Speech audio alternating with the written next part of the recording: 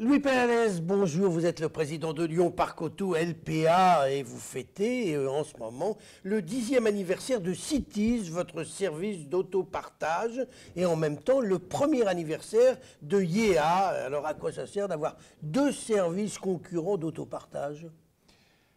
Ah ben justement, ils ne sont pas concurrents. Bon. Ils sont complémentaires. Mais c'est la même chose. D'ailleurs, dans les deux cas, c'est de l'autopartage. Dans les deux cas, c'est de l'autopartage, sauf qu'il y en a un qui est en boucle, c'est-à-dire qu'il y a des stations. On prend un véhicule dans une station, on est obligé de ramener le véhicule dans la même station. Mais il y a l'avantage qu'on peut réserver, même 3 mois, 6 mois à l'avance, si on sait qu'on part en week-end, si on sait qu'on part en vacances, ou si on sait qu'on a un rendez-vous à l'avance. On est sûr d'avoir une voiture. Et puis, il y a plusieurs types de véhicules. Ça va du 4 places aux 5, 7 places pour les familles, voire des 9 places, qui fonctionnent aujourd'hui très très bien. Et des véhicules utilitaires aussi? Ils font du covoiturage et des véhicules utilitaires lorsqu'il y a besoin d'aller acheter un meuble, d'aller à la déchetterie ou je ne sais quoi. Ou de jeter le cadavre de sa voisine qu'on a tué, par exemple. Mais ça, on ne veut pas le savoir. Et éventuellement, et le YE, excusez-moi, YE qui est donc en free floating, c'est-à-dire qu'il y a des véhicules un peu de partout, qui ne sont pas dans les stations, qui sont en stationnement sur la voirie, qu'on peut repérer avec son smartphone. Mais on n'est pas forcément certain à 100% d'avoir un véhicule, puisque là, on ne peut réserver qu'une demi-heure avant, dès qu'on a repéré un véhicule, pour être sûr qu'il soit libre le temps qu'on y accède à pied. Et le coût, alors, est-ce que c'est le même coût pour l'un et pour l'autre? Pas du tout? Non, c'est le même coût pour les véhicules de type M, parce que dans les petits et moyens véhicules, puisque dans YE, il n'y a qu'une seule sorte de véhicule, ce sont des 4 places, des Smart Forfo, et donc c'est le même prix pour cette catégorie-là. En Cities, lorsqu'on a des véhicules plus gros, ils sont un peu plus chers. Pour bénéficier, et que tout le monde comprenne bien, pour bénéficier de votre service d'autopartage, il faut être abonné. Avant de payer au kilomètre ou à la minute, il faut être abonné. Non, pas forcément, parce qu'il y a 3 formules. Il y a une formule sans abonnement, il y a une formule avec abonnement, 2 formules avec abonnement. Un, si on l'utilise très très souvent, donc on paye un peu plus cher tous les mois, mais on paye bien moins cher à chaque utilisation. Un abonnement moyen, c'est-à-dire qu'on paye un peu moins, mais on paye un petit peu plus cher l'utilisation. Et on a une formule sans abonnement, où on paye un petit peu plus cher, mais on n'a pas d'abonnement. Donc si on s'en sert que très épisodiquement, on peut prendre la formule sans Mais il faut être abonnement. inscrit quand même à l'avance. Par contre, il faut être inscrit aussi. Il faut qu'on vérifie que les gens ont le permis. Etc., voilà. etc. Dites-moi, Louis Pérez, quel est le bilan de 10 ans d'autopartage? Alors aujourd'hui, le résultat est exceptionnel, c'est-à-dire qu'on est extrêmement content.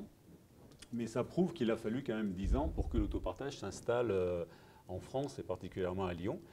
Parce qu'on a été précurseur quand même à Lyon. On a été précurseur et on est encore précurseur puisqu'on est la première et la seule ville en France où l'autopartage n'est pas subventionné, parce que LPA n'est pas subventionné, et où on ne perd plus de l'argent, mais au contraire, même on en gagne un peu. Est-ce que vous allez récupérer un jour tout ce que ça vous a coûté en investissement? Je ne sais pas si on le récupérera un jour. En tout cas, il faudra très très longtemps parce qu'on sait qu'on ne fera jamais beaucoup de bénéfices avec ça, mais ce n'est pas l'objet, ce n'est pas l'intérêt. L'intérêt, c'était d'apporter une solution qui permette une meilleure qualité de vie en ayant moins de voitures, en proposant aux gens de ne pas être toujours propriétaires de leur véhicule et de ne se servir d'un véhicule que lorsqu'ils en ont véritablement besoin. Donc il y ait moins de congestion, donc moins de pollution et une qualité de l'air meilleure. Alors j'imagine que vous connaissez vos clients. Vos clients, ils sont plusieurs dizaines de milliers, plusieurs milliers? Alors, ils sont plusieurs milliers. On a aujourd'hui 3700 utilisateurs réguliers chaque mois qui utilisent les véhicules. Et est-ce qu'on sait si ces gens-là ont par ailleurs une voiture ou si ça leur a permis de ne plus avoir de voiture? Alors, une grosse majorité d'entre eux n'ont pas de voiture ou n'ont plus de voiture. C'est-à-dire que certains, dès le départ, ont fait le choix de ne pas avoir de voiture et d'autres, du coup, sont venus à l'autopartage pour essayer. Lorsqu'ils ont vu effectivement que c'était une solution et que ça coûtait beaucoup moins cher que d'être propriétaire de sa voiture, ils ont vendu leur voiture. On a aussi beaucoup de jeunes qui, aujourd'hui, on sait que les jeunes passent leur permis de plus en plus tard. Et que c'est une génération, mais il n'y a pas que maintenant, mais particulièrement les jeunes, qui privilégient l'usage à la possession et qui donc n'ont pas de voiture, mais qui utilisent lorsqu'ils en ont besoin une voiture. Mais aujourd'hui, ce qui est intéressant, parce que pendant des années, on a pensé que l'autopartage, c'était que des militants ou c'était après que des jeunes. On s'aperçoit aujourd'hui que ce n'est pas du tout le cas et qu'on a toutes les couches sociales de la société à Lyon qui utilisent l'autopartage. Dites-moi, une voiture en autopartage, c'est vous qui le dites, ça remplace 9 voitures de particuliers. Vous êtes en train de vous tirer une balle dans le pied parce que vous allez vider vos parkings. Qu'est-ce que vous allez en faire à Lyon Parc Auto s'il n'y a plus d'abonnés, s'il n'y a plus de gens qui viennent mettre leur voiture dans vos parkings?